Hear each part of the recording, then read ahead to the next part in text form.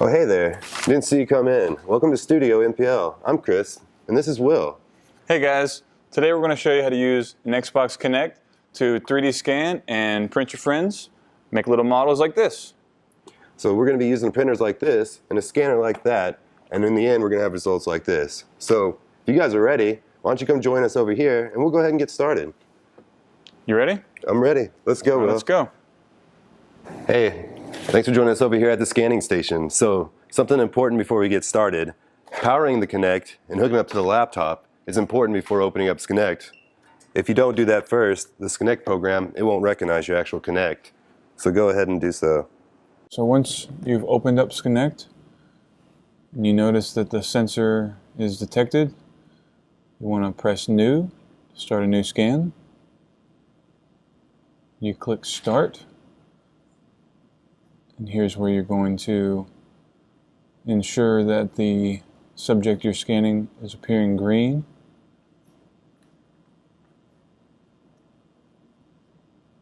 You can see what you're scanning in the box in the middle of the screen in full color, and then on the right what looks like a heat map. You want that to be green. Once you click the record button in the top left, it counts down and the scanning has begun.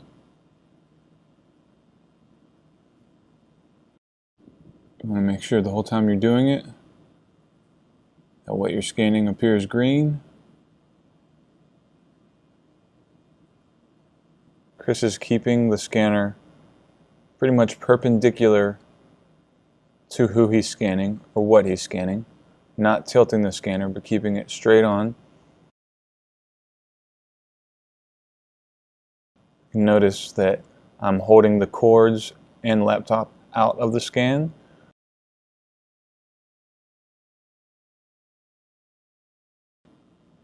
Here's our last area from the direct front. Click Stop when we're finished, and then the file processes. You can see the grayish or light gray model in the center there. And there's even a set of lines or dots that trace the movements made with the scanner. And then click Process. Click Watertight under Mesh, and it will further process the model. Make sure that it's 3D printable and fill in any tiny gaps that it may have missed during the scanning process.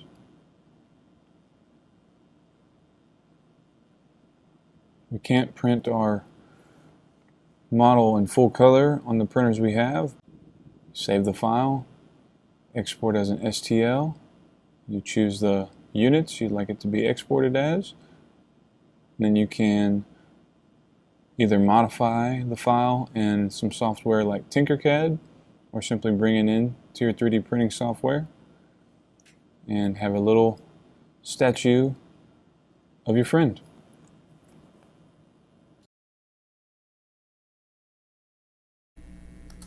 Setting up your file to print in the MakerBot software.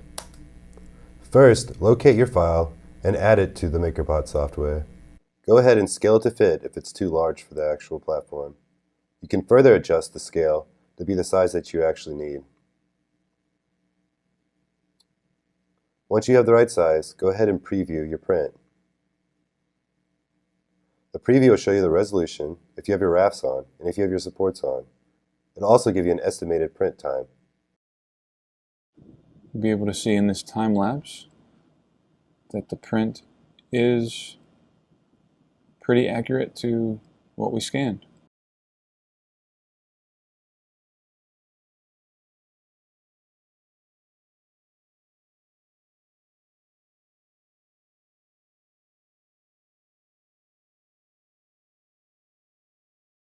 Okay guys, thanks for joining us on our first episode here at Studio NPL. Chris, did you learn anything? I learned a lot about filming, how to scan and how to print everything. Hope you guys learned something as well, and hope you guys come to join us at our next episode. Bye, Until next time, bye. Hi, I'm Rebecca Stone. I'm your video and film production mentor, and today we're going to talk about shots. A variety of shots for you to make sure you include in your next movie that you're going to make. So the reason why you need to think about different shots is because you want to make sure that your video is as interesting as your script. So if you wrote this great script, you're going to make this little mini movie, but your shot is all one shot for the whole movie, you've just lost your audience's attention. We want to make sure that your movie is just as interesting in the plot as well as the visuals. And to do that is to add a variety of shots. So let's talk about some shots today. We have the extreme long shot. You want to make sure your audience knows where your scene is, and you use an ELS, an extreme long shot, for that. And what that is doing is placing the scene. So if you're shooting at a school, maybe your ELS is the whole school, and then your next shot narrows it down to the classroom. So you want to have an extreme long shot. Another example would be a long shot. You want to make sure you have a long shot. That's basically from head to toe of your characters. You'd include that, go from an ELS to an LS. Then we have an MS, a medium shot. A medium shot is basically from your waist up for your characters. So you want to think about including a medium shot too. Remember, the closer you're getting in, the more emotions, the more details, those types of feelings you're getting across to your audience. So another shot that would be important to include is the close-up shot. Your close-up is usually around shoulders up, and you're getting more emotions now from your character. You're getting more personal, more up and close with them. Another shot is going to be the extreme close-up. That is usually when you want to show a little bit more detail. You want to get in there. You want to show whatever they're specifically doing. Maybe their hands are on the keyboard for a piano. Or if it's a hot day outside, you have them drinking a glass of water, you might get up close to the water. And then the next shot would be like a macro shot where you get really close and we could show the ice in the water. You could show the droplet going down the glass to show how hot it is. These are different ways of kind of relaying to your audience what's going on and getting them more up close and personal to your scene. So there's some other shots too you want to think about including. We have a two shot. A two shot is usually two people in a scene. It kind of describes it in the title, two shot. We also have a high angle and a low angle.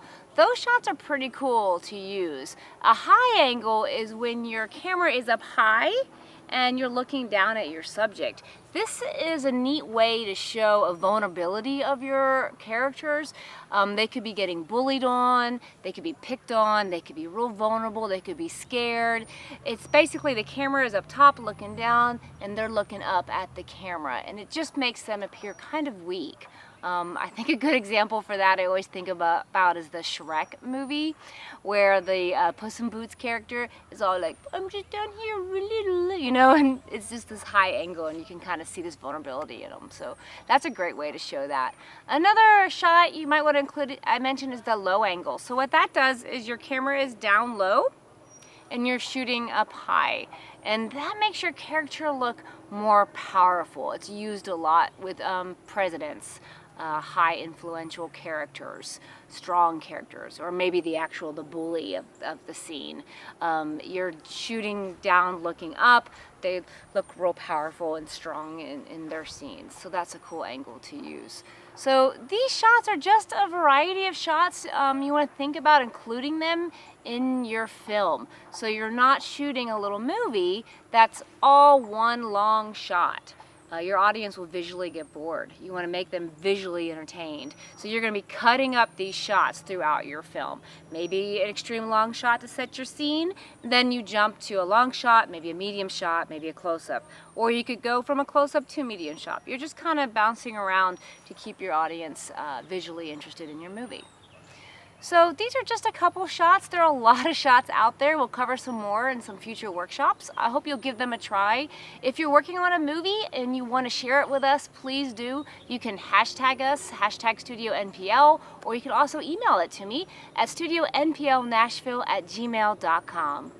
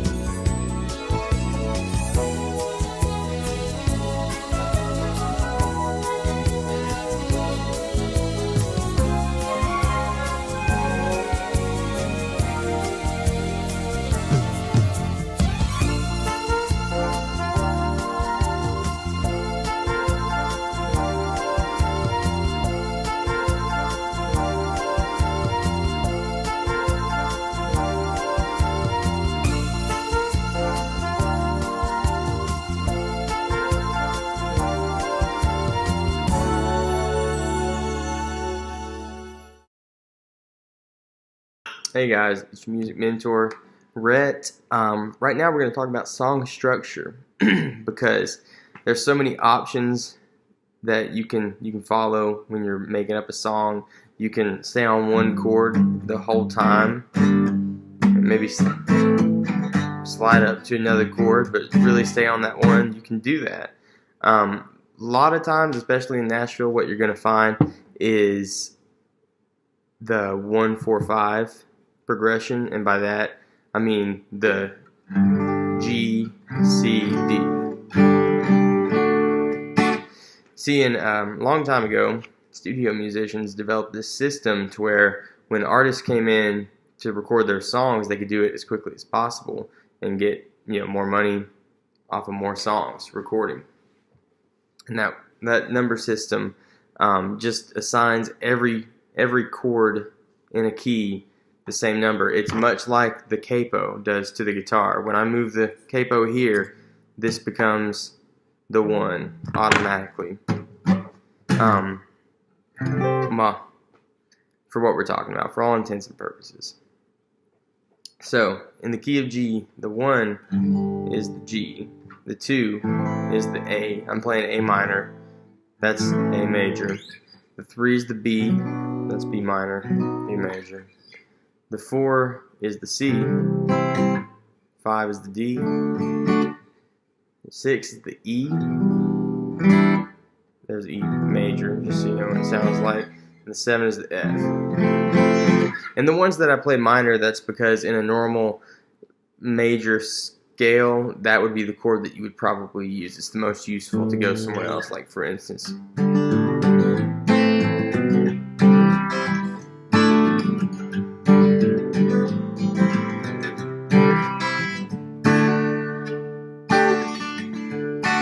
Now that could sound like a verse, but in the interest of song structure, that could be a verse. It is many verses. Well, from there you could go down to the 6th chord, and that could be your pre-chorus or even a bridge or a chorus. So if we were doing something like, you can go.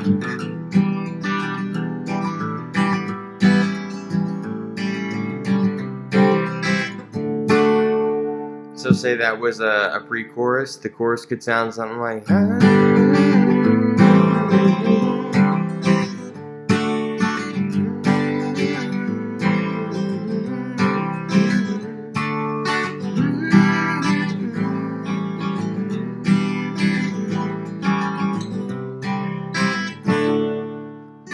really what I did for this chorus was use the verse and the pre-chorus mixed together. It wasn't anything really different. I was just taking elements of what I've already played in the song and trying to mix it up a little bit, but I didn't even really mix. I just combined 2 different things I'd already done. But remember, you have all those chords and many more to work with, but those are your main chords, the cowboy chords. And don't forget, if you grow tired of playing in that key of G, just put it anywhere, go 1, 2, 3.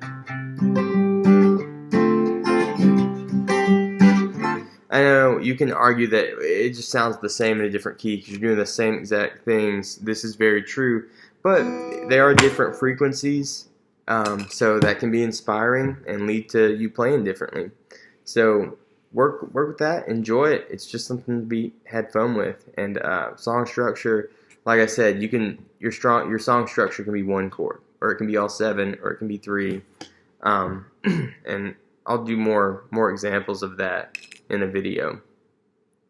So enjoy the song structure and make your own.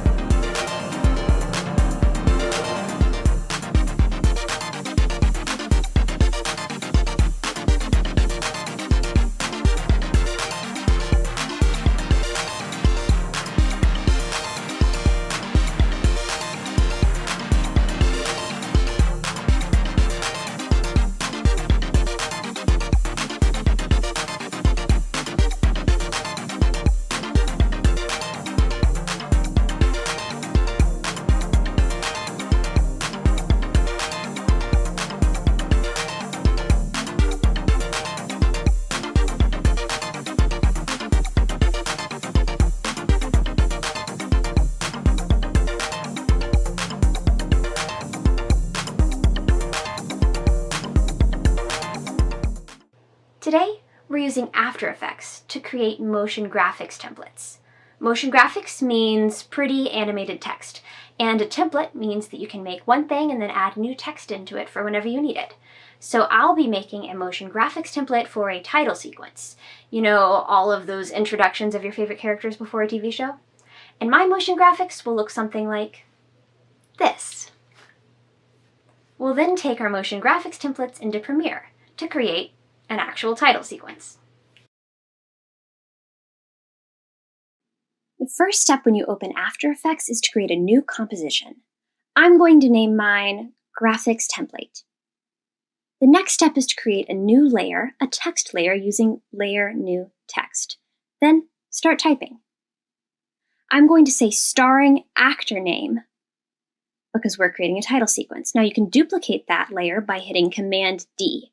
Now you have a second starring layer, and let's change that word to actor name. There you go. You have 2 text layers. Now 20 seconds seemed a little long, so let's shorten those layers to, say, 6 seconds. And let's make actor name come in a little bit later. The next thing we want to do is animate our layers to make them appear to move on screen. We do that by finding the transform effect, the position effect, and turning on keyframes by clicking the little stopwatch next to it. And then you can add a keyframe by clicking the blue dot.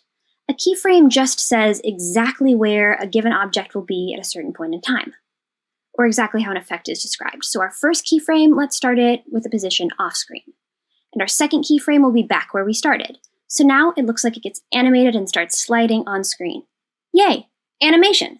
Let's do the same thing for actor name, using the stopwatch and creating new position keyframes. And now let's see how it looks. There you go. Perfect. Now, let's add a layer behind it by using Layer, New, Shape Layer. And I want a rounded rectangle behind mine so that you can actually read the words starring even when it's against, say, a lighter background. Let's Command D and create a second shape layer, and let's make this rounded rectangle pink instead. But our rounded rectangles aren't moving, so it might look kind of weird because our text is animated, but the rectangle isn't. Okay, I mean, actually that's kind of cool, but let's use parent and child layers to make our pink rectangle and our blue rectangle follow the starring and actor name text. So you see this parent link next to pink rectangle? Let's link it to actor name. And then same thing, parent link for blue rectangle, let's link it to starring. And prepare to be amazed. Now let's add effects using the Effects panel. You can find it by going to Window, Effects. I want to go under the Transition menu and apply CC Twister to the pink rectangle. Now we can keyframe CC Twister just like we keyframed Position. I like to start it at 0 completion and then end it at 100% completion because it makes the rectangle look like it's made a full flip. Now let's add a Venetian blinds transition to the blue rectangle. I like to start it at 0, go to 100, and go back to 0, so that requires 3 keyframes.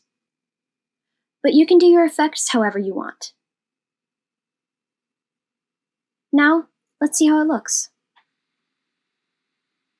Okay, I think that's pretty perfect, so now what we'll want to do is save this as a template using the Essential Graphics window. So in Essential Graphics, you're able to select a composition, we named ours Graphic Template, and then you can drag and drop different controls from your After Effects composition into the Essential Graphics panel. So each effect that you drag and drop will be fully editable in Premiere. I definitely want to be able to edit the text in actor name to say whatever the name of the actor is. So I'll drag and drop source text up to the Essential Graphics panel. Also, I would like to be able to change the scale of my text, so I'll drag and drop scale into Essential Graphics so it will be fully editable in Premiere. Let's do the same thing for starring. We'll want to drag and drop the text here, source text, also the scale of the text. And then for our rectangles, we might want to consider allowing the size of the rectangle to change. So you could make it bigger and smaller. You could also change the position in Premiere. That way, if you had longer text, you could move it accordingly. Now, the main thing to remember here is that only the things that you're dragging and dropping from your composition into the Essential Graphics panel will actually be editable in Premiere. So let's look through one more time and make sure everything like source, text, and scale that we might want to change is on this list. Let's rename it. I'll name it Super Cool Title Sequence. And now let's export it. And yes, I want to save. So I like to save mine to the local templates folder and hit OK. Now let's see what it looks like inside Premiere. So I've already brought in a little bit of actor footage, and all that I need to do is add the template on top of it. So just go to Essential Graphics in Premiere and drag and drop your super cool title sequence, which automatically loads into the graphics. So now I can see starring actor name inside my Premiere project. Let's edit that using the Essential Graphics panel and change actor name and starring text. Notice how everything we dragged and dropped into the Essential Graphics panel in After Effects is editable here. So I can change actor name to Carly, or I could change starring to co-starring. I also can change the position and the sizes of the rectangles. To create a full title sequence, you just need footage of every actor, and then you could copy and paste your motion graphics template, and then just write a new name for each actor, and voila, you have a title sequence. Now, this is the title sequence that I made using the templates we created in After Effects. And congratulations! We made a title sequence!